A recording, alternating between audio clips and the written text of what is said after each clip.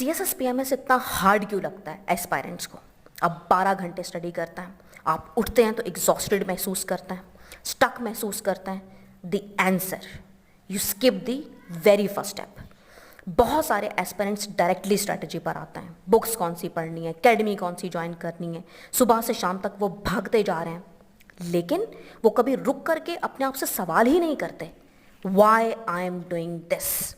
ये वो पहला स्टेप है कि अपनी राइट अंडरस्टैंडिंग को डेवलप करो। वो अंडरस्टैंडिंग के CSS PMS आपसे डिमांड क्या करता है, ये समझना कि आपकी कैपेसिटी क्या है, और सबसे इंपॉर्टेंट चीज़ इस रियलिटी को समझना कि ये भी पॉसिबिलिटी है कि आज से 5, 8, 10 साल बाद अपना सब कुछ लगाने के बावजूद, अपनी टाइम, अपनी एनर्जी, अपने इमोशंस, अपना मनी इन्वेस्ट करने के बाद भी ये पॉसिबिलिटी है कि आप eight the end of the day qualify ना कर पाओ।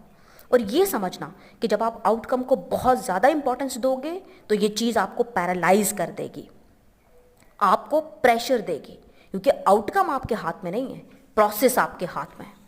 B passionate about this process, just enjoy this process, leave the outcome. और ये अंडरस्टैंडिंग कि अगर at the end of the day मैं क्वालिफाई ना भी कर पाया तो भी I will have unlimited opportunities to grow. इस लैक ऑफ अंडरस्टैंडिंग की वजह से हमें CSS PMS बहुत हार्ड लगने लगता है। ये बिल्कुल इस तरह है कि आप एक माउंटेन चढ़ रहे हो और आपको उस माउंटेन की रियल शेप ही नहीं पता। If you want to stop feeling suffocated तो स्टार्ट करने से पहले 1 हफ्ते का ब्रेक लो, अपने साथ बैठो और अपने आप से पूछो, what I am signing up for, what will I lose, what if I never qualify. ये वो पहला स्टेप है जो आपको कोई नहीं बताता।